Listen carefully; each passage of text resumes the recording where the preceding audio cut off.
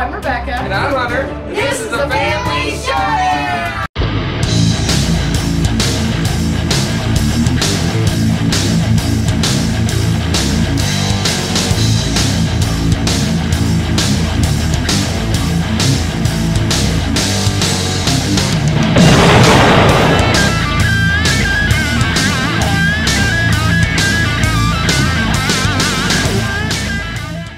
Howdy folks, welcome back to my top 100 games of all time. I'm Hunter, and this is my Arwen to her Aragorn, Rebecca! That's awesome. This is it! The last 10. The best 10. The best 10 games ever made. Right here on my list. Let's get a little sneak peek. Little sneak peek. We have 7 games that went up. 1 new game. A new game in my top 10. What possible game could crack this unbeatable, well, top 9 now? We'll have to find out. And 2 games that stayed exactly the same. So, should we just jump right in? Let's just jump right in. Let me say this before I jump right in. Normally my stack of games is 1 stack a little bit below table level. I got 2 stacks that are almost table level. So that'll give you an idea of what these games are. We got some crazy big games. All right, let's start it off with a swashbuckle. I don't know. Merchants and Marauders! Such a good game. Arrgh. My number 10. It was my number 15 last time, 13 the time before that, 14 the time before that. So consistent, it's crazy. Oh! This is the Sandbox pirate game. Love this game.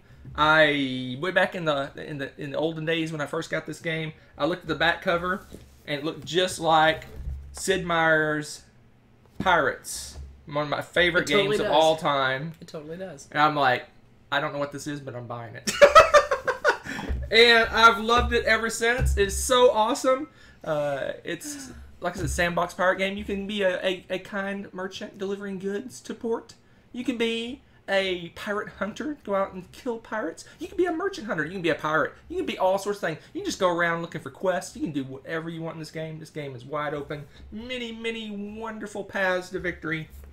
If you like sandbox games that don't kind of railroad you into doing one thing, and you like pirates, this is a game for you. You said pirate hunter. Pirate hunter? I am a pirate hunter. You totally are a pirate. Even if you try to be a merchant, you always end up being back to a pirate again. So, since this is the top 10, there's going to be a lot of opening of boxes. So, let's just get it started with this one. Now, this one we have the expansion for, and it's a pretty big expansion. Yes, it is. It's a modular expansion where you add a bunch of stuff. But what it does for you is it fully packs your box with goodies. So you got all sorts of goodies in here. So you got your ships and your dice and all that good stuff. Tons and tons of modules. But favorite part is the board, which I kind of gave you a sneak peek by showing you the back cover. But I love the board. It's so functional. It's so cool. It looks just like like I said, the old Sid Meier's. If I can get it open without destroying it. This is the weirdest opening of a board. What just happened? It's like a puzzle. I hate puzzle games. There you go. Look at that. That's the right way, right? And that upside down. That's right. It's right side up. So you got the whole Caribbean there. You have all the different ports. It tells you kind of the special ability of each of those ports. What country controls that port. It has a little glory track at the bottom, which is your victory points. First 1 to 10 wins. Well, I think it's the first 1 to 10 wins. And it is. You just drive your little boat around all over the place, delivering goods, hunting merchants, running from the countries that you got bounties from. All sorts of fun goodness. They have a little status bar up here for who is currently at war, and it's a really efficient board, and it's really pretty at the same time. It's pretty cool. Love this game. I love the expansion. We play with probably half of the modules, and I want to say there's like 14 modules. I want to say we play with a little more than half. More than half? Actually. Mm-hmm. There is 11 modules. Yeah. 11 modules and 5 variants to the game that comes with the expansion. Yeah, there's only a few that we're like, and we don't use. And the rest of them we love and include in every game now. So this one's a fairly long game. It probably says it's 2 hours, but I bet it's more like 4 hours. No, it says it's 3 hours, so it's really more That's like 4 about right. hours. Yeah. Depending on how many players you play, it plays 2 to 4. Yep. 2-player game is okay. 3 is good and 4 is great. But 4, any sandbox game for the most part has a lot of downtime, and this one does have some downtime. There's ways to mitigate the downtime a little bit. When people do their port action, you kind of can go on to the next player while they're doing their port action, which speeds the game up a little bit. Sure. But it's just a great pirate game. If you like the old Sid Meier pirate game back from the 90s, I want to say early 90s, maybe? Yeah, I think it was. Anyway, whenever it was. And you like sandbox games, like I said, this is a solid game. The base game itself is perfectly fine, but if you can get Seas of Glory, it makes it even better. It's pretty good. My number 10, and we'll worry about closing this box later. Merchants and Marauders! You just can't stack on top of it. So, the next game on my list is what I call the Anomaly. Because it is the only, take a sneak peek, the only light game in my top 10. Not to spoil the rest of my list. This game has just slowly been creeping up. Let's see if it actually, yeah, it's been creeping up. No, it hasn't been creeping up. It's been bouncing around. But it shot through the roof this year because I had so many great experiences with it in multiple occasions, with multiple people, total strangers playing with total strangers I've never met before, new gamers, the whole 9 yards. It is a great con game, a great convention game, a great meetup game. If you have a large family, it's even a great family game. But it's my new #1 gateway game, and that is Deception Murder in Hong Kong. Goodness, yes, this is an awesome game. This game is it hits on all cylinders. It is fun, easy to teach. People can relate it to the Clue game. You can actually describe Clue as you're describing this game to help people non-gamers to relate to this game. It's a drop-in, drop-out game. It works with a wide range of player counts. It says 4 to 14. I bet it works. I haven't played it up to 14, but I bet it works with all player counts. I've played it with. It's good. I played it with 4, 5, 6, probably all the way up to 12. I have too. It always works. You never play this game once, which is a sign of an amazing game. I am sold on this game as the gateway game, and you cannot convince me otherwise. Yeah, I've played it with, I think, every player count now, and it balances really well. It's a lot of fun. I've even played it with the expansion and some of the new roles, and it adds a fun twist that, if you've got experienced players, is awesome. And if you're really into this game, I highly recommend that expansion. Really, really solid social deduction game. Everybody gets into it. I've never had this flop ever. Yeah. Now that you hit on it, it's kind of describe what it is. What it's basically, like I said, it's a lot like Clue. So you have a bunch of suspects seated around the table. In front of them, they have 4 murder weapons and 4 basically clues left behind at the scene of the crime. Mm-hmm. And basically, it's like she said, it's hidden roles. So everyone has a hidden role. The majority of them are going to be just regular investigator type people, but there's a mixture of other roles, like in a lot of social deduction games. But the goal is to figure out who the murderer is and what the murder weapon was and the clue left behind. And you figure this out from a kind of a person outside the game almost, a person giving clues. They're giving silent clues based on just random list of things. Like it may say motives and has a list of motives, so they pick one of those motives to try to lead people to the murder and the weapon and item. And it's just like Clue, you just make accusations until hopefully someone gets it right, and you have people in the mix that are trying to lead the investigators astray. There's some that may have some information, but they can't impart that information directly because if they're found out, the bad guys can win. Just solid game. Yes. Like I said, it bounced around my list. It was 35 last year, 20 before that, but this year, playing it at conventions and just with gang groups and with just a bunch of different people and hearing all the positive feedback from Rebecca's game group at school. What do you want to call it? Board game club at school? Whatever you want to call it. Gamer club? I don't know what it is. Geek Club. Anyway, all that positive feedback. I am just 100% sold on this game. It is the gateway game in my opinion. Again, It's pretty fun. there you go. I'm not gonna open this one up because well, maybe I will. Because we got some goodies. I'll show We have off some of the extras. We yeah. got some goodies. There's gonna be cards everywhere when I open it. Oh. Not too, Yeah. not too bad. Oh, these are loose. They didn't put them up right. So we brought the Kickstarter. We kickstarted the expansion. So we got like these metal badges and little microscopes for the clues. That's and pretty amazing. but for the base game alone, awesome. All you need to play this game is the base game, and you really will have an awesome time. Anyway, Super high replayability. Super high replayability. yeah, we'll fix this later. Yep. All right, so this is my number 9. Deception, Murder in Hong Kong. That's the expansion box. We axed the original game and put Yes. the expansion in the base game in the expansion box. All right, here we are. We have arrived. I thought we'd already arrived. No, it's the second arrival. The new game to my list. I'm gonna give you people a moment at home. I'll give Rebecca a moment to think. We'll see if we can figure out what my new game. Don't look at the top shelf. Most of the games came off the top shelf because they're big games. All right. You've had enough time at home. What about you? Do you know what it is? Twilight Imperium 4? No, I counted that as Twilight Imperium 3. It's not new to the list. Oh, well then. My new game is this massive box of Oh. Anachrony. The next one. Oh my gosh. Anachrony. Anachrony. Let me go back in time and tell my former self that was your pick. Okay. Anachrony. Awesome game. This game is so much fun. It's like this game was built for me. It was like they got drilled into my brain and said, let's make a game for Hunter. And here it is. So not my number 1, only because there's 8 better games. Not 7 better games. How many better games? Because that's how I find out what games I like. I drill into people's heads. 7 better games? 7 better games. Tell us about it. So Anachrony, Why? this is a worker placement game. It has so many cool things going on it. It has workers that are specialized. I love games with specialized workers. So if you use a worker for the role, like for a spot it was designed for, you get a bonus. But you can interchange a lot of workers at spots. You just don't get the bonus. So the specialized workers are great.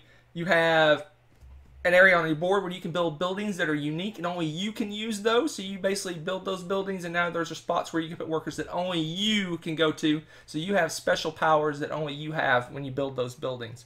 There's super projects you can build, which are like mega buildings. They take up 2 slots on your board, but they're really cool, but they're really hard to build. There's areas on the board that are community areas, but you have to get in spacesuits because it's a hazardous area, so you have to have spacesuits with your little guys and take your little spacesuits out to the board and go to those spots. But you have to decide how many spacesuits am I going to power up this time to go to that area. You have to do that before that turn starts. And you have to guess, okay, how many do I need? How many spots are going to be blocked? Because if the spot's blocked, I can't go there, and I built the suit without. I'm not going to be able to use. So you got to kind of look at what everyone wants to do and plan, do some planning. So it's got a little bit of logistics there, which I love games that have that kind of thing going on. But the coolest thing is if you don't have a resource, you can just send it back to yourself from the future. So you say, hey, I need a green cube, whatever the green cube is. I need a green cube, so future me, send me a green cube, and boom, I got a green cube. But at some point in the future, I have to send a green cube, I have to sacrifice a green cube and send it back, or there's a paradox and anomalies happen. All sorts of bad things happen to you if you don't keep the space-time continuum intact. There you go. So, just an awesome game. So much fun. And we went, since this is one of my faves, I went all out. I got an awesome insert. I got the expansion, which gives you real mechs to put your workers in, which is what I'm going to show you right now. So I got this insert. Yeah, this insert's insane. The over insert's the top. awesome. So you got all these. This one is what company is it again? Meeple Realty. Meeple Realty. That's right. They off the charts good too. So I'm gonna find the spacesuits here in a minute when I get down to them. So you have, if you buy the expansion, this isn't the base game. The base game you just have like a little chit you use. But if you buy the expansion, you get a set of spacesuits that you use. They're mechs. And what you do is your little workers, which I'm not going to dig them out, but you Yeah. have the little worker that slides in the top of the little mech, and his little head sticks out of the top of the mech suit. So you take that worker and you send him out onto the board and take up the spot on the board. Just this game is just awesome. It is my favorite. Before I say this, I'm not going to say that. It's one of my favorite Euro games. Yeah, I was gonna say you like a lot of Euros. That's probably a dangerous thing for you to No, say. one of we'll talk about it when we get there. One of them I consider a pseudo Euro game, but love this game. So much fun. The expansion is worth it just for the silly mechs. I know it's just overproduction, but it's so cool to put your little worker guy in your mech and send it out on the board. It really is. It looks really cool. It's got great table presence with the mech suits. There you go. Awesome game. If you like worker placement games, you like heavy Euro games, you like games that this has a little bit of a twist to it. It's not a straightforward Euro game. Awesome game. Love Anachrony. This one, from what I hear, the people who have tried it and played it love it, but it really is not widely, from what I've seen, widely played or widely talked about. It's kind of under the radar. I don't know if it's appears heavier than it is to people. Or It's a fairly heavy game. It is fairly heavy too, but I don't know what it is. It just falls under the radar, and it needs more. It deserves much more love than it's getting. Yeah, and once you know how to play this game, you can knock this out Oh, in under 90 easy. minutes. Probably more like an hour. It goes pretty fast because there's a set number of rounds that you play. The rounds go fairly quickly. Really, the only time sink is that planning phase where everyone's kind of figuring out what they want to do, but everybody does it at the same time. So everyone's planning that at the same time. Just a really solid Euro game. And it's really satisfying when you finally complete the last project. So you're like, peace out. I'll get to escape Yeah. the planet before everyone dies. You basically have a project, like a master. You have to collect a certain number of things to be able to build a ship to get off the planet before a big comet or something slams into it and kills everybody. Great. Really solid game. Awesome. Love it. Love Anachrony. Anachrony. I'll let you put that over there somewhere. I guess I will put it over The here. thing weighs close to 10 pounds with the insert. Yeah, it's a beast. It really is a beast. All right. You knew it was coming. Here it comes. We did? Let's beam in to the next game. Yeah. Love me some Star Trek Ascendancy. Oh, goodness, yes. Woo! Love this game. Love it. Love it. This game And I is love so it much some fun. more.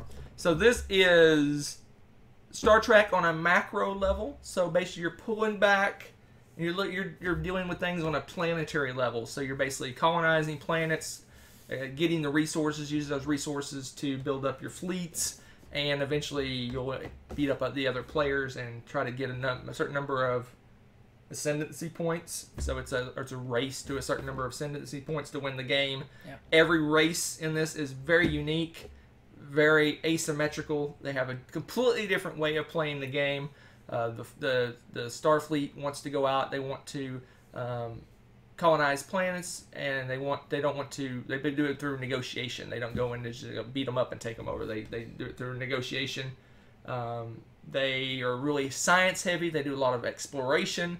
Then you got the Klingons, who are all about building a massive fleet and going out and killing everybody. Yes. You have the Romulans that are very secretive, and they're doing negotiations and trades and trying sabotaging people. You got the Ferengi, who is all about trading and basically working with all the other players to try to get ahead that way.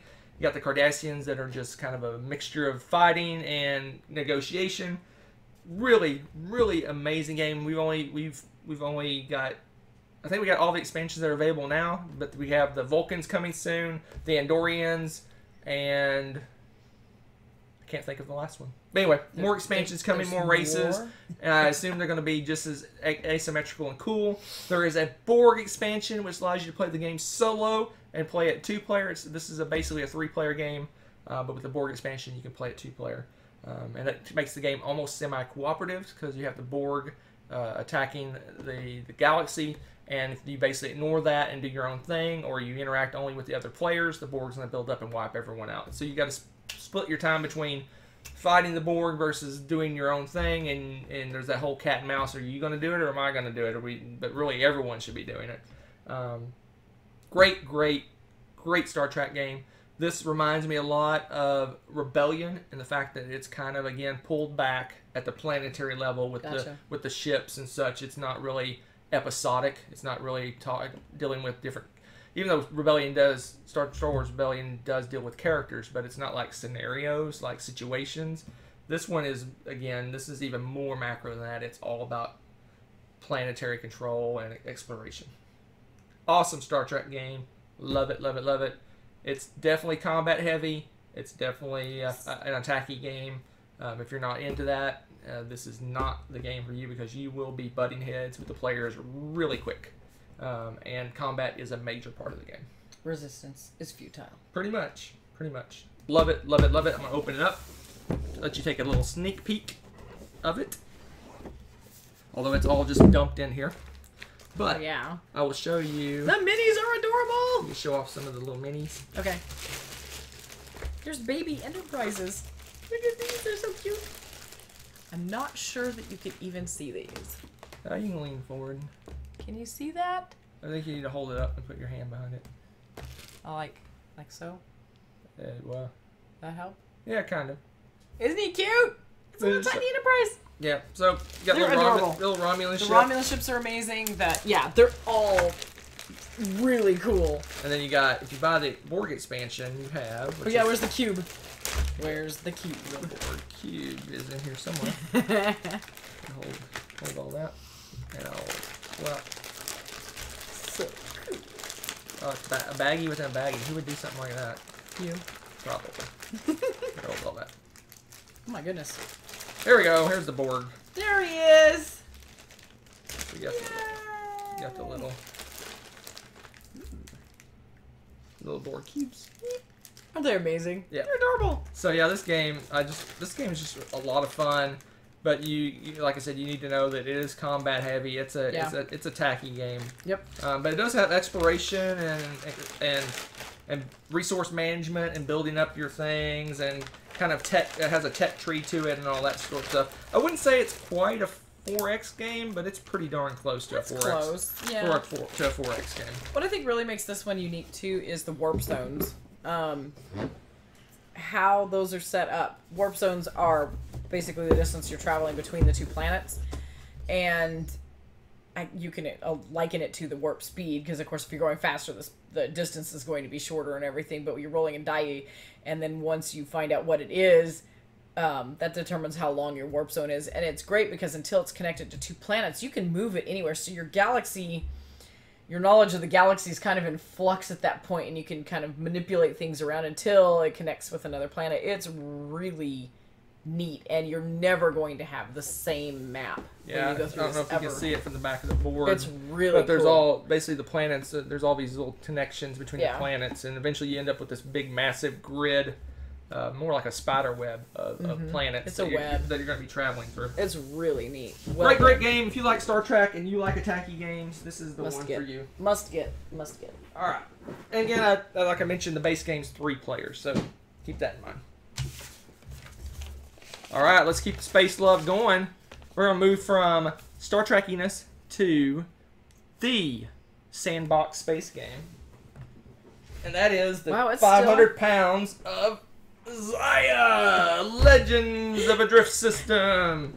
Yeah, this is I told you last time, if you were listening, my top 10 is crazy attacky. So, here we are. That is interesting. More attackiness. Here it comes. Zaya. So, my number 10 was... I've been saying what these numbers are. That's okay. It's on the bottom of the screen, down here somewhere. So, Zaya is the sandbox space game. So, basically, you are a space person driving a spaceship around. A really cool spaceship. You can be a merchant. You can be a pirate and attacky things. You can go out and explore and find little exploration areas. You can do quests. You can do good quests and bad quests. You can do all sorts of things. The game is wide open what you want to do. You can go around and just beat up other players. That's a completely viable strategy. One that I've used in the past. Every game in the past.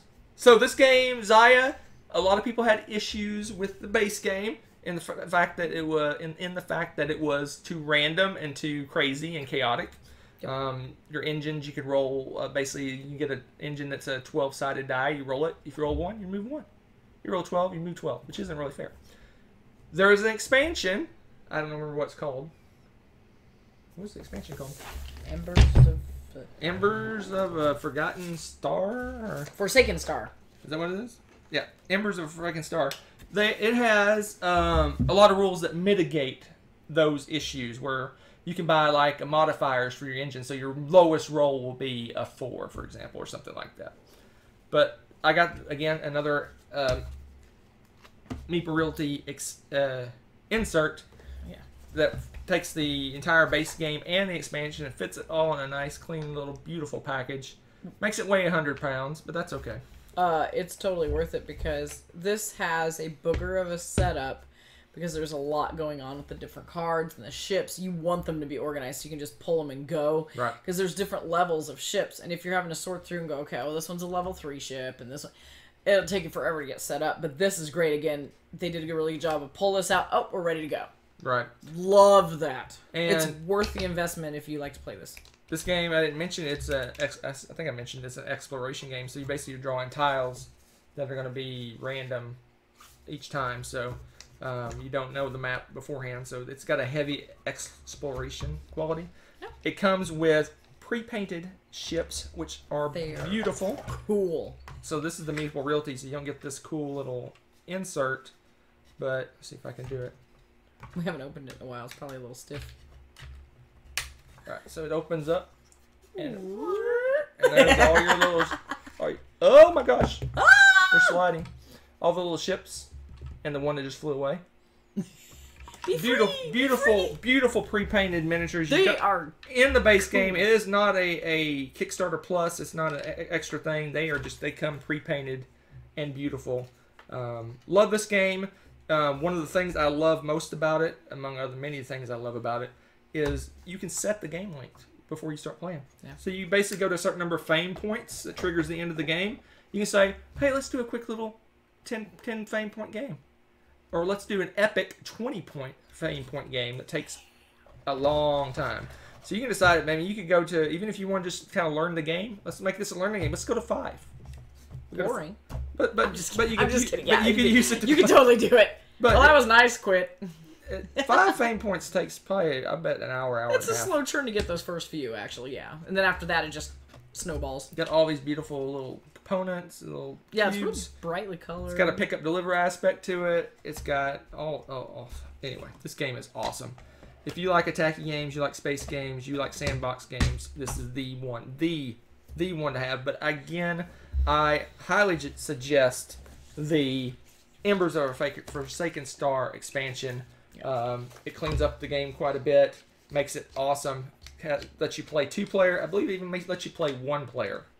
I may be crazy. Am I crazy? No, I think you're right. It does automate the. I think you can play it solo. I think it does have a solo variant now. It's pretty cool. Yeah. No, it doesn't say it on there. No. Yeah, I think it does though. I may be crazy, but I think it does let you play solo. I like the fact that you can, not only do you have these really cool, beautiful ships, but you get to customize them. Part of the thing about you getting a unique ship is you also get this map that outlines your ship, and in it you sort of Tetris in your weapons and your shields and your cargo space and engines and all that, and you get to pick your stats basically for your ship. So if you decide you want to turn to a life of crime, you may want to put on a whole bunch of weaponry but maybe no shields. I don't know, or maybe low. You want to have some cargo because you want to get cargo off of other people. So you just kind of decide what you want to do. Do you want a fast ship, slow ship? Do you not care?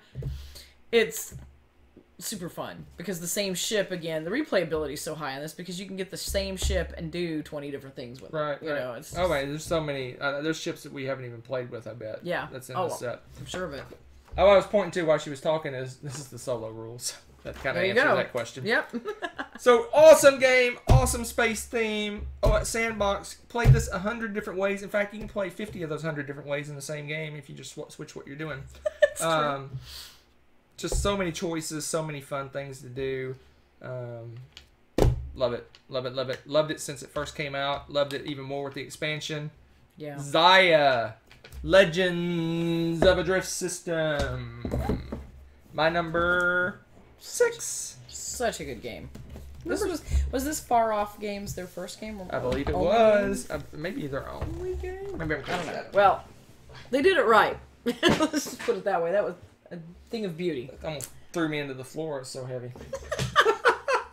All right, let's go. We're at number 5. Number 5, we're back.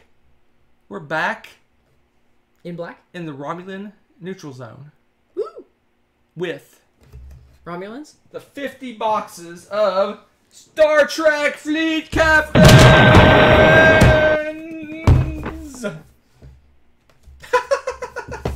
scared.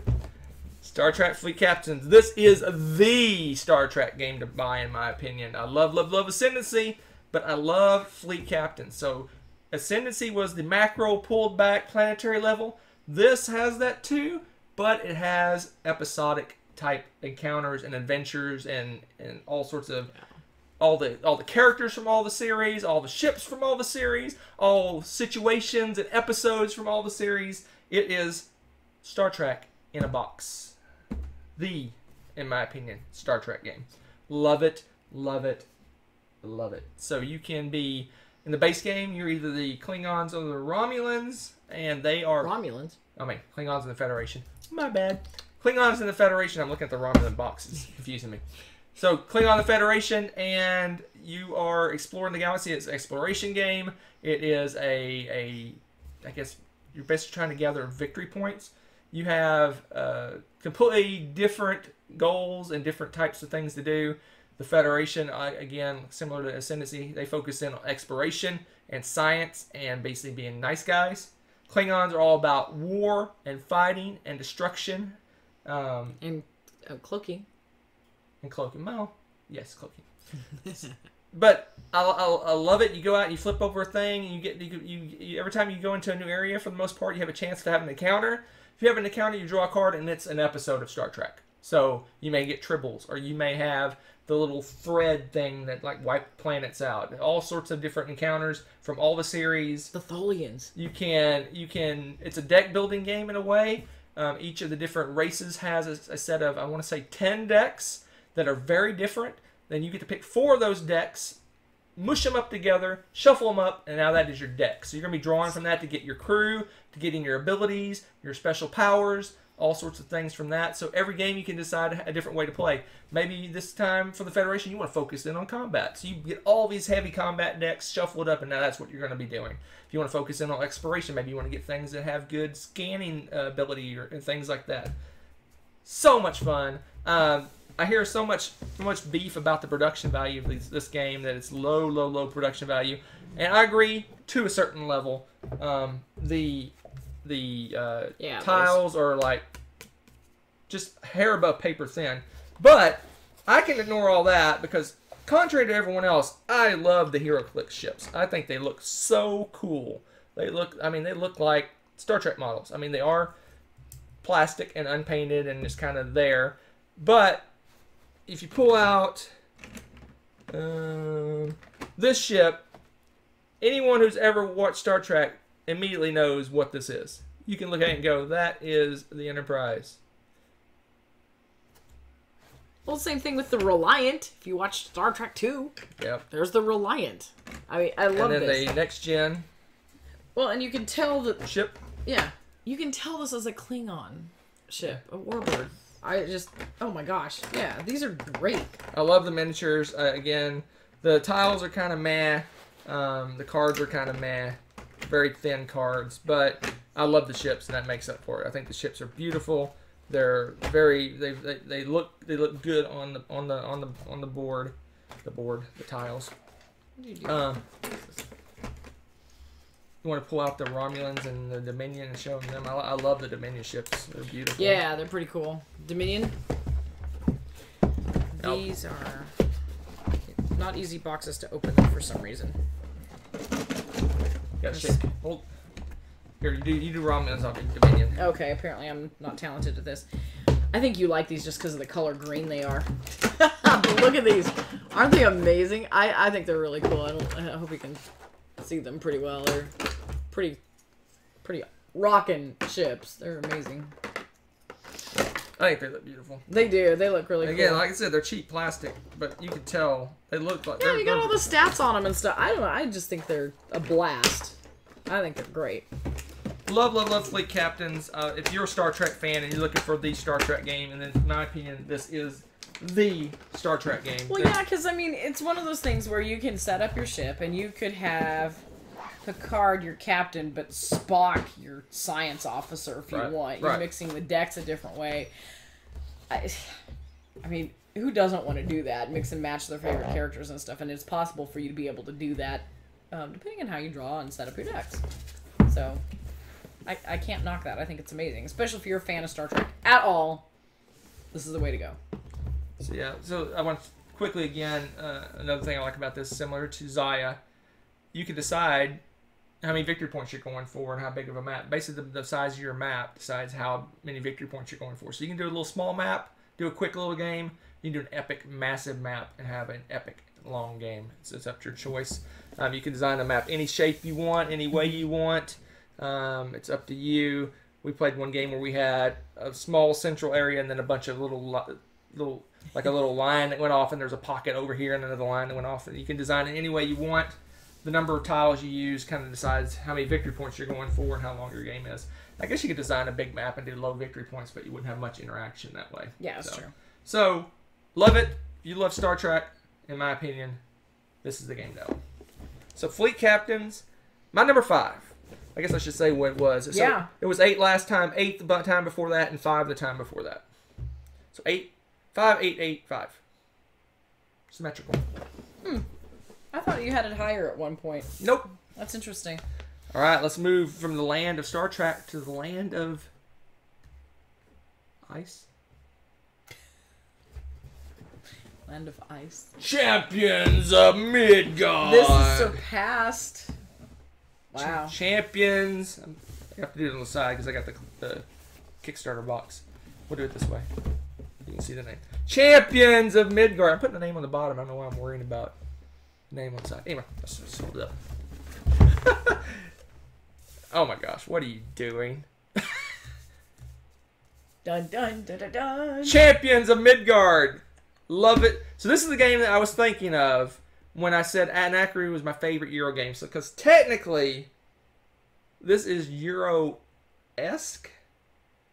The only reason I say Euro-esque is because it has a lot of dice rolling and a lot of randomness to the game. Champions of Midgard, so it's a Viking-themed worker placement game. So you're going out, you're putting workers down, you're collecting resources. You use those resources to build up a crew. You take that crew and all the resources out and you do adventures. So you go out and you're fighting trolls and fighting undead and fighting sea monsters and all sorts of craziness in the base game. There's set collection. There's hidden victory points at the end of the game. So many things going on. Everybody has a character that has a superpower that is super unique and super powerful. I love that in games. But seeing the box is the Kickstarter box for the expansions to the game. The Dark Mountains and Valhalla, the 2 expansions to the game. I had to look. I forgot the Dark Mountains name because we always play with the expansions now. That's true. Love it. It makes the game even better. I would say Valhalla is maybe my favorite expansion to any game I own. It is that amazing. I would almost say if you're going to buy Champions, at least get Valhalla and probably get both of the expansions because I love them both. It gives you more choices, more places to go. There's more. It mitigates your dice. So if you have unlucky dice, the Valhalla expansion gives you benefits for all your people dying, which Rebecca has happen all the time. So she loves that Valhalla I expansion. don't know what you're talking about. If you call this a Euro game, which I think it's almost a hybrid in a way because it has so much dice. I do not. If you call this a Euro game, this is my favorite Euro game. Okay. If you do not call it a Euro game, then it is not my favorite Euro game. Because there's another hybrid also on my list, but I don't consider it Euro at all. Some people do, but I do not. Because this one doesn't have a lot of player interaction. The only interaction you have with other players is the same as most Euro games, is that you can, in worker placement games, you can block the spot they're wanting to go to. Gotcha. Other than that, that's about the limit of the player interaction that you have. there's that the troll fighting the trolls, but that's community. It's not really one player attacking another player. Love it. If you like worker placement, you like dice rolling, you like hidden objectives, you like asymmetrical superpowers for your characters, this is your game. Love Champions of Midgard. Love it, love it, love it, and then I love it some more. So how do you feel about this game? Love it. So I'm opening up all the boxes. You should. The map's ridiculously huge. Yeah, the map. We're gonna eventually. But it's incredibly useful. We're eventually gonna get a play map, but this is the base game map. Out of the screen. Yeah, you can't even. Yeah. Maybe. But it's highly useful. It actually has everything clearly labeled. Once you learn the rules, the board helps you just set up and go. Honestly, after that, you don't need to learn again. Then you got the 2 expansion boards. They're not near as big. So you got 1 expansion board. Yeah, not just 1, but 2. Oh wait, there's the other more. expansion board. So you need a big table. Yes. Table presence is important here. Yeah, you have a massive table. But what I was getting to show you is what I love about it is all the different dice. You got berserkers, you got Valkyries, you got axemen, spearmen, swordsmen, and leader dice. So in the expansion, all sorts of wonderful dice. All have different sides to them. You have I think these are archers or huntsmen. I don't remember what they're called, but they're it's all kinds of different dice that have different sides, different builds. Some defend better, some attack better, some give you, the leaders give you special benefits, all sorts of craziness going on. But I love dice in games. I love worker placement. Boom. It's a marriage made in Valhalla. Yeah. Love it, love it, Ooh. love it. That hat is incredibly hot in these lights, though. I'll tell you that. Is it? Woo! All right, let's pack this. Just Yeah. overheat. Let's try to pack this one up. Why? So we'll have to pack it up later. Hey, look at that. You guys get to watch us pack up a game. How exciting! Oh, there we go. Lovely, lovely, lovely. So All pretty. right, once you put that one away. My number 4. My number 4, it was number 5 last time, 5 the time before that. Wow, Pretty consistent. that is very I consistent. didn't even show this off. Here's all the chips for Catmans. Chips! Yeah, we have them organized so that it's easy just to pull out and play. All right, moving up the list. What we What's have? better than Champions? Not much. Only 3 games better than Champions. This is another hybrid, but I don't consider this Euro because it has attacky. And if you have attacky, even though it's not as often as a lot of attacky games, if you have attacky, I think it is out the Euro door and into a different world door. And that is Skithy! You did not just call it that. Scythe, my number 3. It was number 4 last time. Such a good game. Holding strong. Love Scythe. My favorite. If you could just, this has got a lot of, if you consider it. If you consider it worker placement, which is kind of favorite worker placement game. If you don't consider it worker placement, my favorite action selection game. Anyway, love Scythe. Basically, it's a dudes on the map game for the most part. You got little workers that you're putting on the map. They're scurrying around, and wherever they land, they can produce resources. You have little mechs going around that can attack other people, and they can pick up workers and resources and move them around. It's got area control. It's got goals. You have all these different goals that you're trying to get a certain number of them done. That triggers the end of the game. You can attack other players. You control certain areas. You can get a certain number of influence. You can get all sorts of different ways to getting stars, they call them. You basically get a certain number of stars to trigger the end of the game. It has encounters that are hilarious. So you go out to your leader moves. You have a leader guy that moves around the board. He goes out to a spot that has an encounter. You have an encounter card, and it gives you a series of choices. Puts you in a situation. You can choose something good. You can choose something middle of the road. You can choose something evil, and you can get different benefits. The evil usually gives you more benefits, but it ruins your reputation. The reputation is one of the things that drives the points for the game.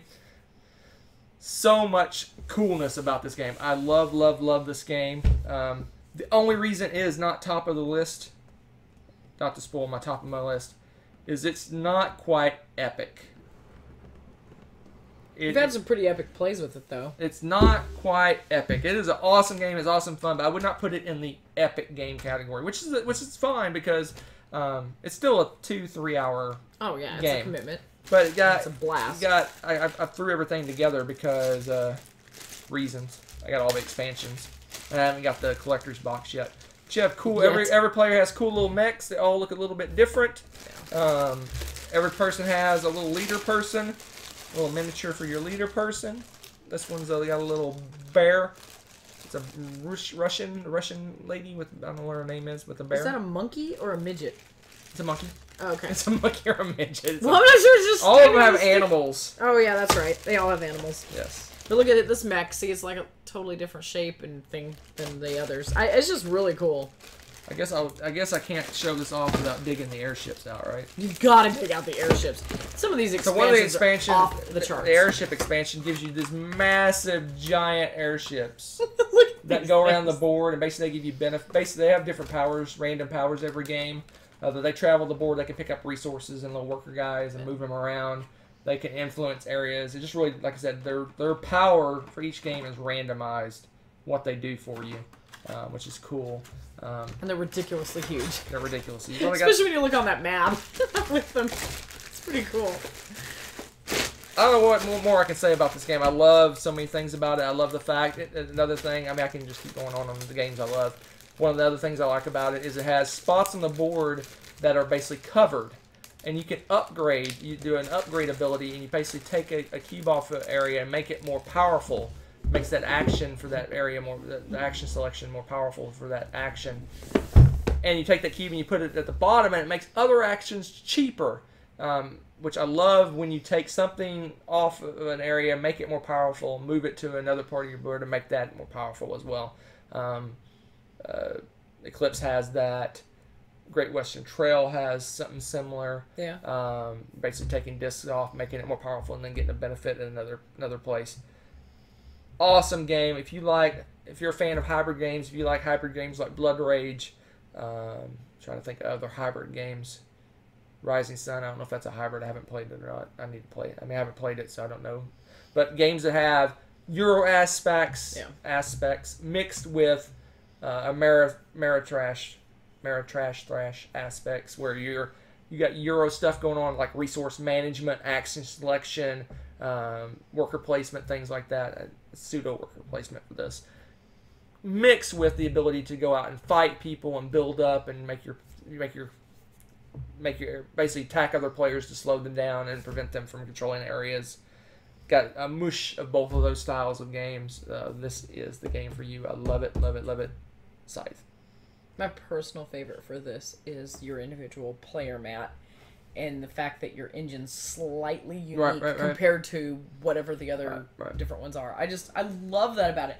So, I mean, you could stick with your favorite color or whatever and get really good at your engine, or I like to mix it up and try different ones and just see, tweak what's there. And I don't know. It's just, seems like, again, another one of those with high replayability.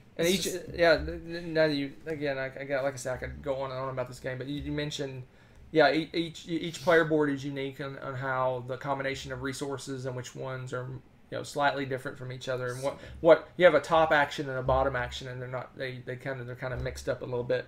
But also every faction in this game has a unique ability and a unique their mechs are unique in what they do. Their superpower of the different mechs. Oh, and they're well balanced. I mean, yeah, it's just like love this game. Everything's so good. I hear a lot of questions of whether this is good 2-player. I think it's great 2-player. Yeah. I think it's better with more, but it's just fine 2-player. Mm-hmm. And what I like, one of the things I like about 2-player and with the lower player counts is you can decide how much interaction you want by how you start the game. So if you want low interaction in a 2-player game, you start opposite sides of the board. If you want high interaction, start right next to each other. Simple as that. Yep. You can, if you're opposite sides of the board, it's going to take you a while for you to spread out and eventually get to each other. If you're right next to each other, boom, you can interact right off the bat. Well, I think it's funny too because who you talk to depends on what kind of answers you're going to get, because a lot of people are like, we hardly ever attack in this game, but just about every game we've ever played has had some major attacks. Right. So it's like, it just depends on who you're playing. You could completely go through this game without attacking at all. You could totally do it. Yep. But it's usually to your benefit to do at least a little bit. Something, yeah. Not and it's always. A way to control if there's a person running away with it a little bit, everyone just gangs up on them and beats them up. It's self-balancing that way. Yeah. Well, self-balancing, player balancing. Yeah. There That's it pretty is. My number 3, like I said, it was 4 last fun. time. Wow. Love me some Scythe. Wow. Scythe. Scythe. Wow. Love it. It's up Oh, there. that's you. We're running Yep. out of spaces to put these things. Mm-hmm. All right, here we go. My number 2. It was number 2 last time, but it was a different game. But I'm still considering it my number 2 last Oh. time. It was my 11th the time before that because I only played part of a game. That's why I was 11. I can't really make it top 10 material. I Wow, only so much played has part of a happened game. in a year. So much has happened. So, Wow.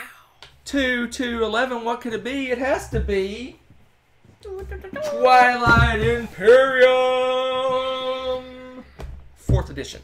So like I said, the 3rd edition was the one that was on my list last year because this wasn't out yet last year. Came out latter part of last year, if I recall. Well, I didn't have it. I hadn't played at that point, irregardless. Do not say irregardless. I will punch a That's- man. That's why I looked at you. Oh my gosh. Regardless of whether it was out or not, I had not played it when I made my list last year. So my number 2 last year was Twilight Imperium 3rd edition. This is the 4th edition. Even better than 3rd edition, in my humble opinion. Streamlined, has a lot of the expansion stuff in the box. Doesn't have all of them because I'm guaranteeing there's going to be some expansions for this coming out at some point. I'm guessing, but You think so? this game is super well balanced. I personally think it's easier to teach new players how to play this game. It's a bear to teach new players, but it's easier to teach than 3rd edition. Oh, yeah. Just they streamlined some things. They made the laws, the negotiation thing. It only happens towards the middle of the game. It can happen earlier if everybody rushes to the middle of the board, but it spreads that out a little bit. Makes the first part of the game a little lighter, a little bit easier to deal with. You don't have the trading and stuff until you meet up, and it's just got awesome custom games. So this is a 4X space game. It has tons of different asymmetrical races in the game. They play the game completely different. Well, for the most part, different from each other. I mean, you can always just be combat person, but they have different styles. Some people are trading. Some people are all about combat. Some people are about building up. Some people got technology. Every race is a little different. And you have a stack. I want to say like 16 races that come in the game. 17. 17 races that come in the game. Pretty close. It's not bad. 16. Not too bad. Not too bad. Going off. Love it. Again, it is a bear to teach, but I have taught this game to new players. A couple times now. No, like 1, 2, 3, 4 times now, I think. Oh, wow. Love it. And it love doesn't it. take, I mean... There's been new players every single time we played. Yeah.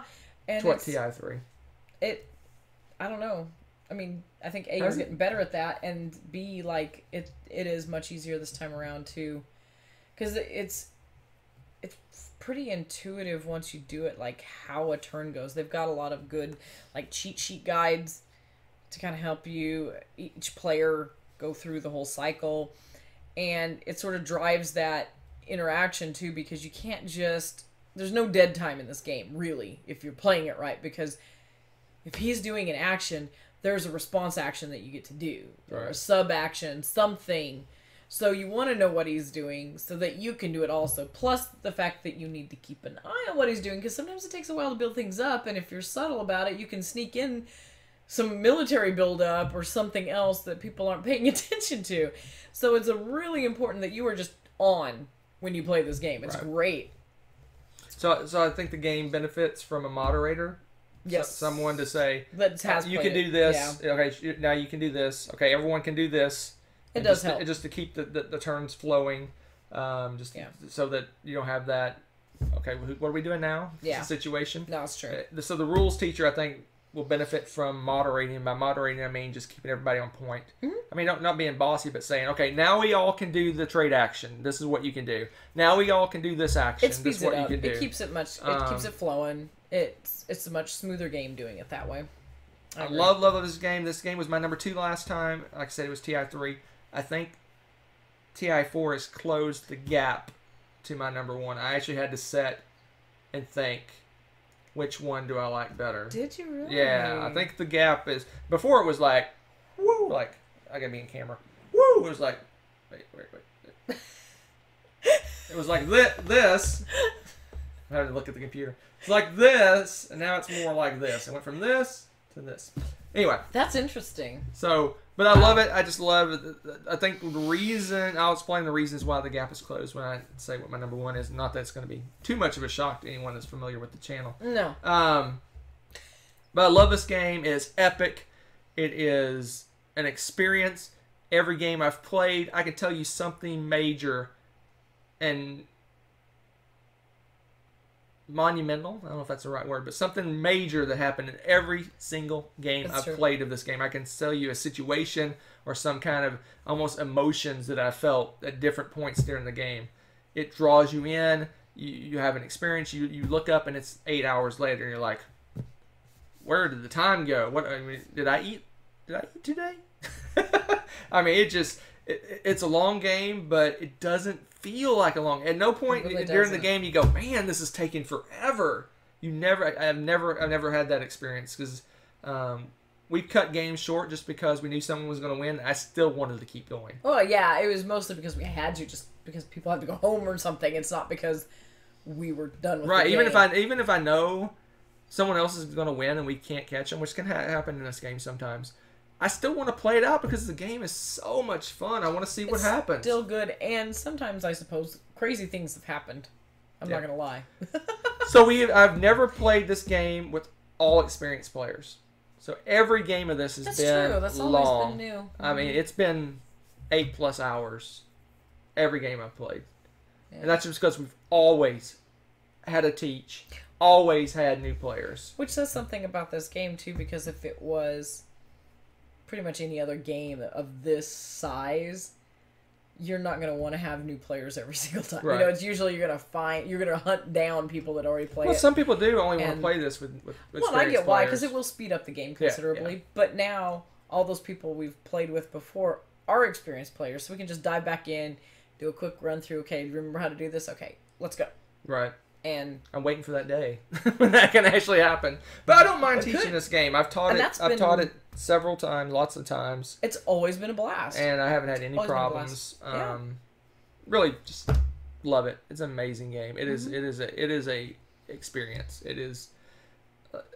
There's very few games I can recall some amazing moment that happened in them. There's just a handful of games where I could say that every game of this has had that. Mm-hmm. Love it. Love it. Everyone who can handle heavy games that does not mind tacky needs to try this game at least once, because I won't say it's life changing, but it's board game life changing. Yeah, It changes your entire perspective on what a game can do. That's true. That's true. Now, not everyone's into long games No, though either. no. But I mean, it's not for everyone, obviously, but it is worth the experience. For sure. Love it. Love it. One of my faves. I gotta open it up. Oh yeah, we haven't opened I haven't it. opened this one yet, but we're gonna open it up. Massive, thick box. Smaller in dimensions, but thicker than the TI3. Oh, that's true. It is, isn't it? It's an interesting noise. All right. So here we go. Let's look at some of the goodies inside. So everybody has their. So basically, you have all your races, but then everyone has a player color. So you can pick any player. Each race doesn't have a player color, so you pick a player color on a race and kind of mush them together. But there's all these different cool ships. You got these big, giant destroyer ships, dreadnought ships. Dreadnoughts. And then you got the War Suns, which are like That's only half of one though. this is a whole one. Oh, did you put it together? There's a Yes. War Sun, which is like your Death Stars, basically. And then don't ever drop those on the floor. You'll die. But what I was trying to show. Look at these tiles, guys. They're solid tiles. They're not like the Star Trek ones. Yeah, these are thick tiles. massive, thick. The art is stunning. All the planets are unique. They're gorgeous. I'm not sure how you pronounce that. Muat. What I wanted to show. Oh, here they are. Planet Muat. All the different races. So every race has a little player board that has all their ships and all their abilities. It has their superpower, the unique race ability up here. And then if you're like me, who likes the role play, boom, you have the entire race's Backstory. life story in the back. What their motivations are, why they're here, what they're doing, backstory, and then you can role play your race based on this. And the backstory is a lead in to what their superpowers are. So it kind of explains why they have these abilities that they have. So awesome, different races. This is the brain people. The brain people. I like. Hey, you ready for this Yep. one? In the darkness of space reside the Letnev. Whether the darkness is innate or whether the Letnev brought it with them is unclear, for they are one and the same. They have the best stuff, and then they have like this whole story with them. Dude's kind of creepy. Not gonna lie. Look at this guy. Creepy. The Darkness. Boring. humans, I'm just kidding. Actually, even the humans have cool traits. plant people. They all have something truly unique about them too. And I love the different special abilities they have. I don't know. This is just really, really... I could spend an hour just looking at all the different races. We usually just deal them out to each other Well, to save time, because otherwise you'll spend all day going, wow, this is really cool. I want to read the backstory. I don't know if that was covering you up or not. Nope. There you go. The epic game of epicness. Magnificent Peace, Glorious War. Twilight Imperium. Boom. Pax Magnifica Bellum Gloriosum. I just said that, but in English. Oh. Opus Maximus. Can't argue with that either. There you go. Put that away. All right. No surprise. My number one last year. Number one the year before that. 6th the year before that. I don't know what was going on that year. I must have been crazy. Because the best game That ever is funny. made. The best game that has ever been made. I won't say it's the best game that ever will be made, but maybe. War of the Ring. This game. Best game ever. Period. I from a wee Lad. lad loved The Hobbit and the Lord of the Rings books. They were my favorite books. I loved them. I've read The Hobbit I don't even know how many dozens of times in my lifetime. Favorite game. Favorite book. Lord of the Rings right there behind it as my favorite books. War of the Ring is the Lord of the Rings. But you get to write the story. Love it. It gives you an outline to the story, and you get to write how it turns out. Every game of this game, every game we played of this is completely different. Completely different things have happened. All of them, like Twilight Imperium, has epic moments. It seems like at the end of the game, it's that stand up, what's going to happen, last draw of the bag, or that last battle that finishes. That just this game. How'd that go again? That's how we describe the good games. This game is so awesome. It's just I don't know. I've read books all my life. I've read hundreds and hundreds and hundreds and hundreds of books. That many?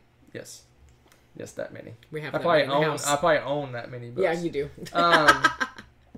But I've never written a book, but I feel like I'm writing a book when I play this game. That's cool. It's so good. So basically, it's War of the Ring in the box. Basically, one player is the Fellowship.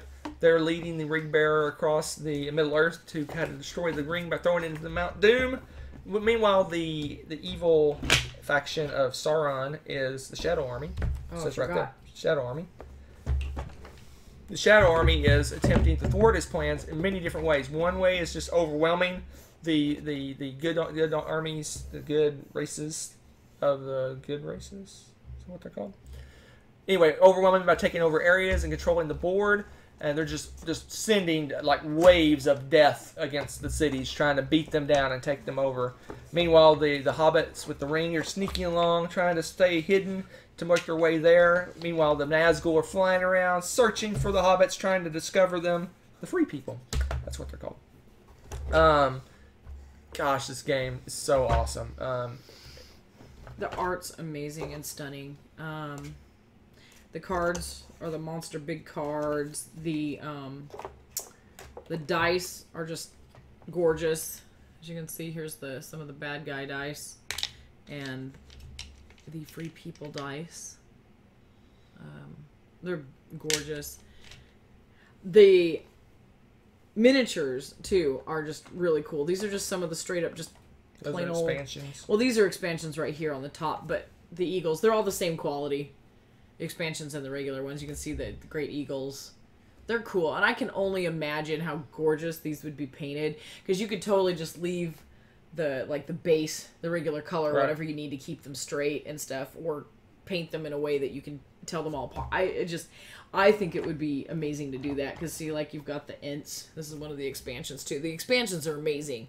Now they can lengthen the game because there's special things that each specialty character does that you have to kind of keep track of, so that can kind of extend the game. But I suppose if you play it enough, got super good at it, it wouldn't slow you down as much. Slows us down because we haven't done it a lot.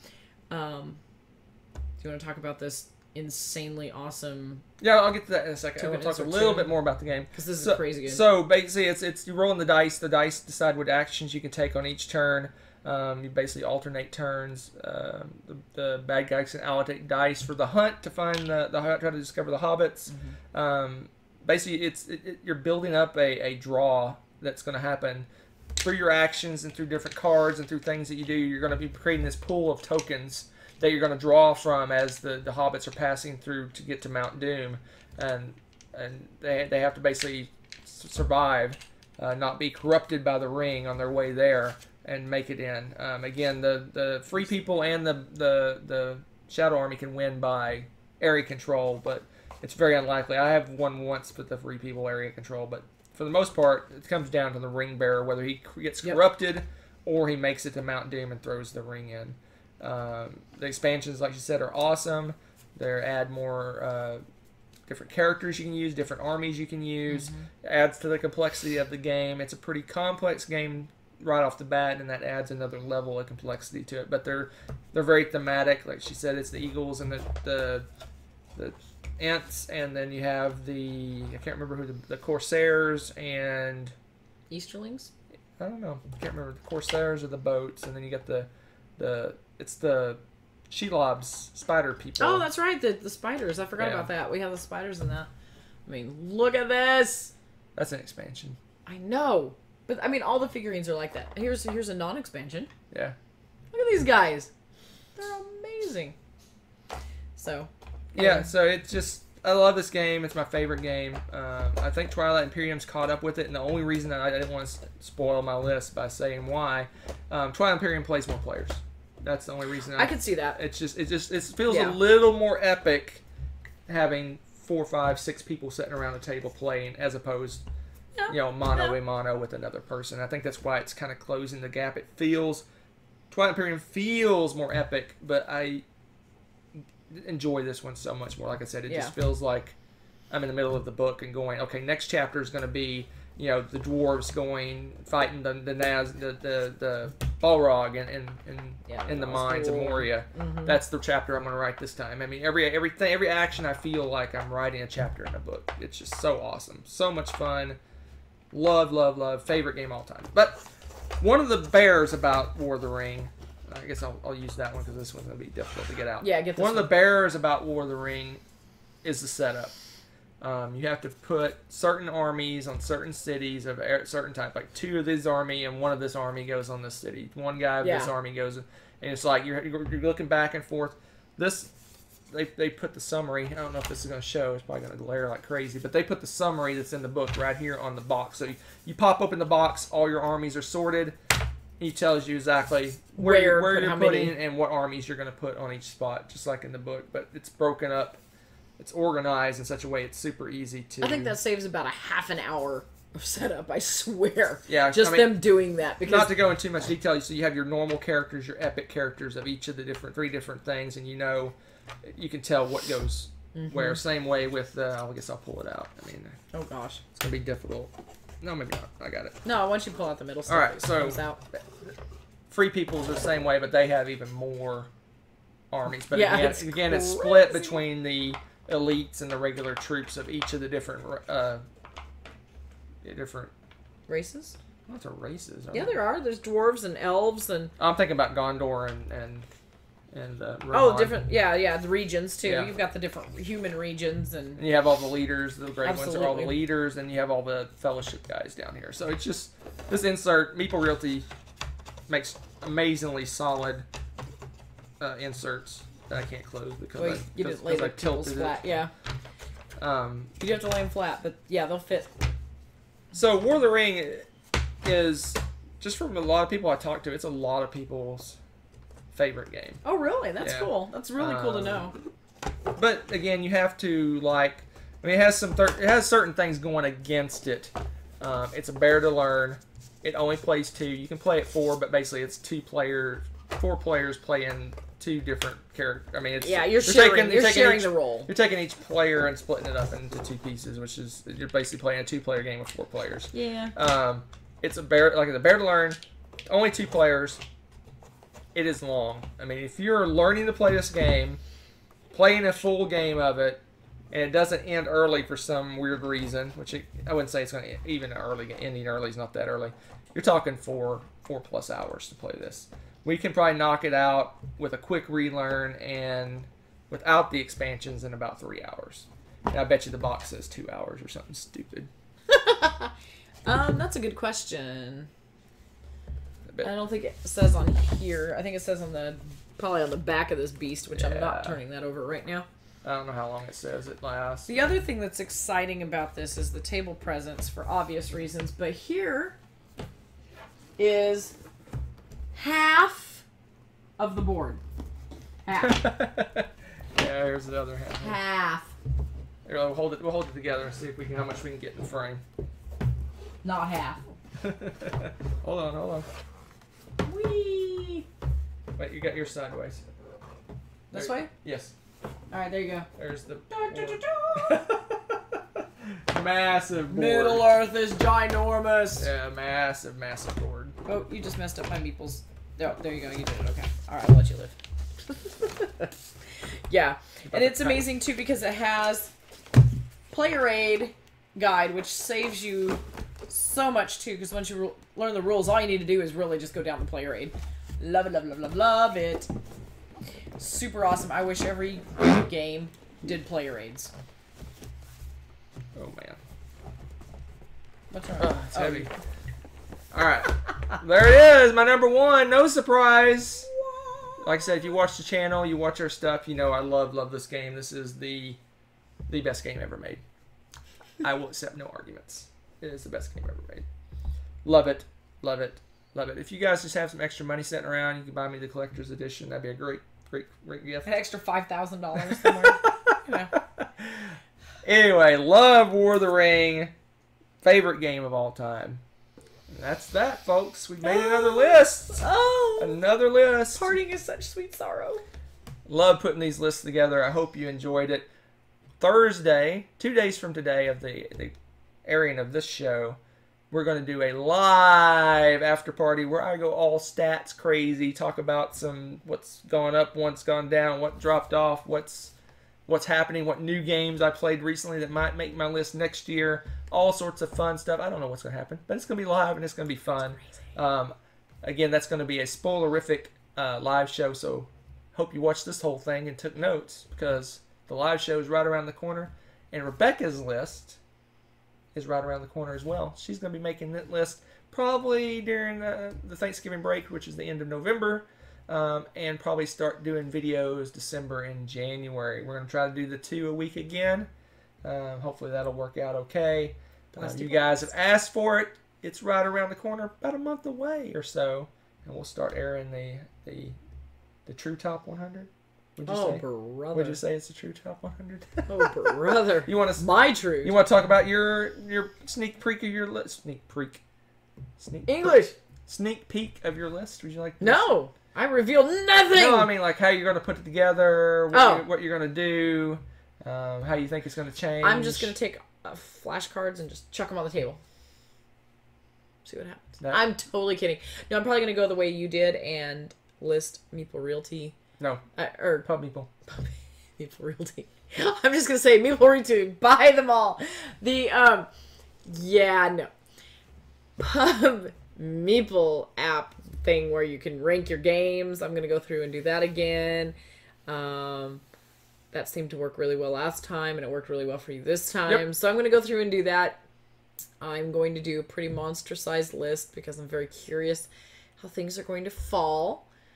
And we're going to see, because I don't look at my list either when I go through to make my top 100. I just go in and put them into the priority generator thing and go through and do the quiz and find out where the pieces may fall. It's going to be very interesting. I'm very curious because memorable plays count differently to me than you sometimes in how I rank games. And so sometimes things that have happened in the last year will completely flip-flop how I feel about a game. So it's going to be a lot of fun. And I'm curious to take what we've seen with your list and compare it to my list when we're done and see where we overlap. You'll definitely be able to tell how we get along gaming-wise because you'll see where our tastes lie. Right. It's going to be really cool. I think that's one. Glad you touched on that. That's one benefit of doing your list second is I can take my list and we can compare as we go, sort of thing. Like, tell where it landed. Which on we my might list. not do too much because we want to do a weighted list. Yeah, we'll do a top combined 100. list at the end. So I mean, that's fine. I mean, I guess if they want to do the math, they can. But that's true. Anyway, we'll save you that work. That is that, folks. We are done. Another year, another 100 games, 100 amazing games. So amazing, it like earthquaked the camera just then. So that's it. We'll see you, Jeff.